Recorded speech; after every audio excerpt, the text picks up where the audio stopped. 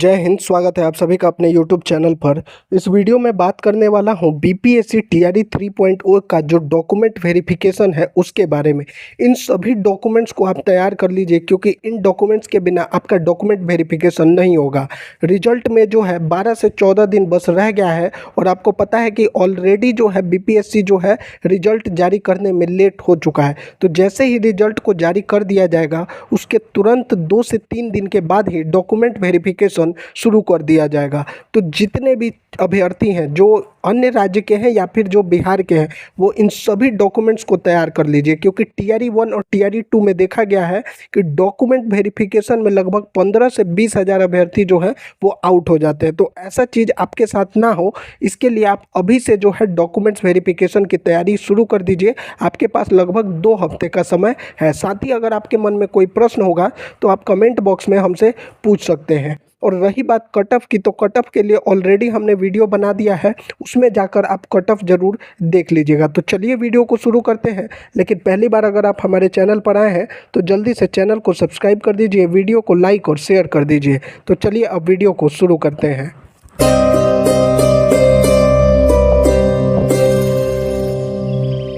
तो सबसे पहले तो मैं आपको ये बताता हूँ कि ये जो डॉक्यूमेंट्स हैं क्या क्या चाहिए आपको। पहले भी बता चुका हूँ, फिर से एक बार बता देता हूँ। सबसे पहले आपने जो एप्लीकेशन फॉर्म भरा था वो आपके पास होना चाहिए। प्रवेश पत्र, एडमिट कार्ड होना चाहिए।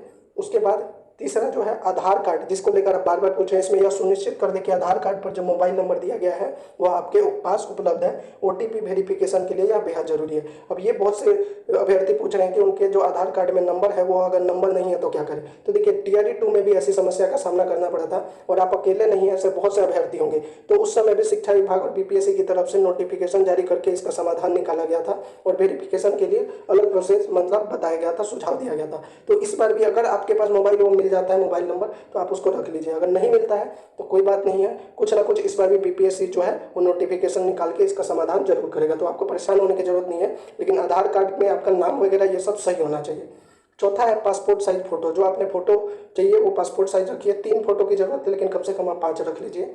10th का मार्कशीट, 10th का मार्कशीट अब जो होता है वो किस लिए होता है। 10th का मार्कशीट मेनली जो देखा जाता है वो डेट ऑफ बर्थ को चेक करने के लिए देखा जाए, तो यह आपके पास जरूर होना चाहिए। अब इसमें बहुत से लोग पूछ रहे हैं यहाँ पे जो 10th सर्टिफिकेट है कि हमारे को तो सिर्फ 10th का मार्कशीट मिलता है। किसी राज्यों में ऐसे बहुत सारे राज्यों में, जैसे वो हरियाणा की थी, उन्होंने प्रश्न पूछा था कि हमारे में तो यहाँ पे देखिए मैं प्रश्न दिखाना है सर, मैं हरियाणा से, हमारे यहाँ 10th 12th में सिर्फ मार्कशीट मिलती है, कोई सर्टिफिकेट नहीं मिलता। तो देखिए ऐसे राज्य जहाँ पे सिर्फ मार्कशीट मिलता है, सर्टिफिकेट नहीं मिलता है, तो ये सब जानकारी बीपीएससी आयोग को भी है। तो ऐसा नहीं अगर आपको मिला नहीं है तो आपको बोला जाएगा नहीं सर्टिफिकेट लेकर जाइए, कोई समस्या नहीं होगी।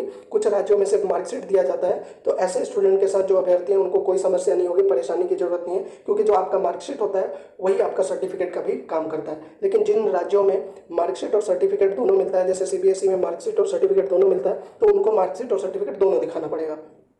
अब बात करते हैं 12th का मार्कशीट और 12th सर्टिफिकेट, ये मैंने आपको बता दिया। वहीं स्नातक डिग्री और मार्कशीट, अब ग्रेजुएशन का डिग्री, अब इस पर भी यही सवाल है कि मेरे पास प्रोविजनल है, ओरिजिनल नहीं है। देखिए बहुत से कॉलेजों में जो प्रोविजनल सर्टिफिकेट दिया जाता है, ओरिजिनल आने में जो है वो टाइम लग जाता है। तो अगर आपके पास प्रोविजनल सर्टिफिकेट है, ओरिजिनल मिल जाता है सही है, नहीं मिल रहा है मान के चलिए 1 से 2 साल, कई सारे जैसे कि बिहार के भी कई सारे कॉलेजों में जो है ओरिजिनल सर्टिफिकेट लेट से आता है, तो इस समय कोई दिक्कत नहीं होगा। आपको अपना प्रोविजनल सर्टिफिकेट साथ में रखना है। ओरिजिनल मिल जाता है तो ठीक है, नहीं मिलेगा तो भी कोई बड़ी दिक्कत नहीं होगी। परस्नातक डिग्री, अब सभी को तो परस्नातक चाहिए नहीं, प्राइमरी टीचर को परस्नातक डिग्री की क्या जरूरत है। तो जिसको जरूरत है वो यह डिग्री और मार्कशीट जरूर रख ले। जो हाई स्कूल के टीचर हैं उनके पास जरूर होना चाहिए, 11th 12th के, उनके लिए है ये। वही सीटेट स्टेट सर्टिफिकेट, ये बहुत इंपॉर्टेंट है, ये आपके पास जरूर होना चाहिए। सीटेट और स्टेट का जो आपने क्वालिफाई किया है टेट एग्जाम, उसका मार्कशीट आपके पास जरूर होना चाहिए। बीएड डीएलएड एमएड मार्कशीट आपके अपनी योग्यता के अनुसार, जो एलिजिबिलिटी के अनुसार, ये मार्कशीट भी आपके पास होना चाहिए, इसका भी सर्टिफिकेट होना चाहिए। आय प्रमाण पत्र जरूर होना चाहिए। जो आय प्रमाण पत्र लगाते हैं, जो इसके बेस पे जो है आर्थिक आधार पर जिनको मतलब कि आरक्षण है, उनके पास ये आय प्रमाण पत्र जरूर होना चाहिए। और ये जो हो सत्यापित होना चाहिए, ऐसा नहीं कि कुछ भी फेक या अभी का बना के दे देंगे, ये आपका पुराना होना चाहिए और सत्यापित होना चाहिए। वहीं निवास प्रमाण पत्र आपके पास होना चाहिए। जाति प्रमाण पत्र, आरक्षण जैसे SC ST OBC जो भी आपके मतलब जाति के हिसाब से आपका आरक्षण का लाभ मिलना है तो आपके अपनी जाति के अनुसार उसका प्रमाण पत्र होना चाहिए और ये भी सत्यापित होना चाहिए। EWS के लिए आय प्रमाण पत्र, जो EWS में आते हैं स्वर्ण कैटेगरी के लोग जिनका EWS में आरक्षण प्राप्त है 10%, उनको अपने EWS प्रमाण पत्र दिखाने पड़ेंगे। OBC नॉन क्रीमी लेयर का सर्टिफिकेट, OBC में आपको पता है 2 लेयर है, तो OBC का नॉन क्रीमी लेयर में जो आते हैं उनको ये सर्टिफिकेट दिखाना पड़ेगा। और 18वां है दिव्यांगता सर्टिफिकेट।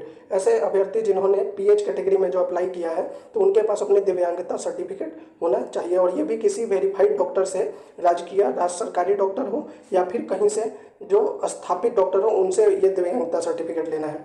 वहीं बैंक पासबुक या चेक, कैंसल चेक है तो बहुत अच्छी बातें नहीं है तो आपका जो बैंक का पासबुक है उसका जेरोक्स रख लीजिएगा। पैन कार्ड या ड्राइविंग लाइसेंस जो भी एक प्रूफ होना चाहिए वो पैन कार्ड है, driving licence, PAN card mainly पूछा जाता है, नहीं है तो ड्राइविंग लाइसेंस भी चलेगा।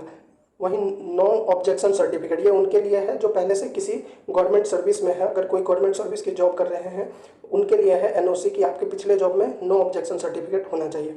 भूतपूर्व सैनिक जो है उनको अपनी आयु में छूट के लिए प्रमाण पत्र देना पड़ेगा। वहीं 23वां, आवेदन करते समय आरक्षण घोषित नहीं करने वाले अभ्यर्थी को आरक्षण का लाभ नहीं मिलेगा। वहीं विवाहित महिला अभ्यर्थी का जाति प्रमाण पत्र, निवास प्रमाण पत्र या क्रीमी लेयर रहित प्रमाण पत्र पिता के नाम से होना चाहिए। आपने जो आवेदन किया है उस समय जो अगर आपने आरक्षण के घोषित किया है तभी आपको इसका लाभ मिलेगा। और महिला अभ्यर्थी का जाति प्रमाण पत्र जो है वो पिता के नाम से होना चाहिए, न कि पति के नाम से। दिव्यांगजनों का प्रमाण पत्र बिहार राज्य के किसी भी सरकारी चिकित्सा महाविद्यालय एवं अस्पताल से निर्गत अथवा परामर्शित प्रमाण पत्र मान्य होगा। तो जो मैंने ऊपर बताया था कि दिव्यांग कैटेगरी के जो लोग हैं उनके बिहार राज्य के किसी भी सरकारी चिकित्सा महाविद्यालय एवं अस्पताल से निर्गत होना चाहिए। वहीं सभी प्रमाण पत्र पर BPSC वाटरमार्क जरूरी है। तो आप ये बोलेंगे कि वाटरमार्क कहाँ से आएगा, तो कुछ दिनों के बाद BPSC खुद ही जो है वो डॉक्यूमेंट्स जो आपने अपलोड किए हैं उनको डाउनलोड का ऑप्शन देगा और जब आप डाउनलोड कीजिएगा तो उस पर वाटरमार्क जरूर दिखाया जाएगा। इसके अलावा एक चीज़ और है कि आपका ये जितने भी ओरिजिनल डॉक्यूमेंट्स हैं इनकी 2 फाइल और बना लीजिएगा, जेरोक्स करके 2 फाइल और जेरोक्स करके प्रिंट करके रख लीजिएगा क्योंकि आपको जेरोक्स की भी ज़रूरत पड़ेगी। बहुत से लोग हैं सिर्फ ओरिजिनल लेके पहुंच जाते हैं, जेरोक्स भी साथ में रख लीजिएगा।